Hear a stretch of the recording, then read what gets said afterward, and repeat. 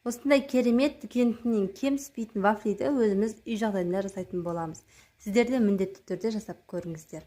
Ең алдымен біз таза ыдысымызға 2 жұмыртқамызды салып, үстіне шекерді саламыз да, шекер ерігенше жақсылап араластыратын боламыз.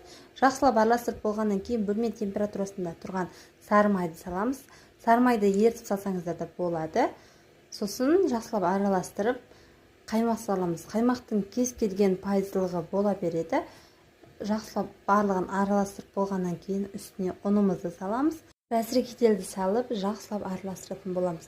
Дәм беру үшін әсел салдым. Жақсылап араластырып массамыз дайын болды. Енді біз алдын ала вафлицамызды қыздырып аламыз.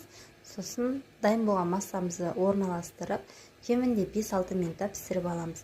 Мінекей осындай жұмсақ әрі дәмді керемет болып шығады. Сіздер де міндетті түрде жасап көріңіздер. Рецепті сақтап, достарыңызбен бөлісіп, парақшама тіркеліп қойыңыздар.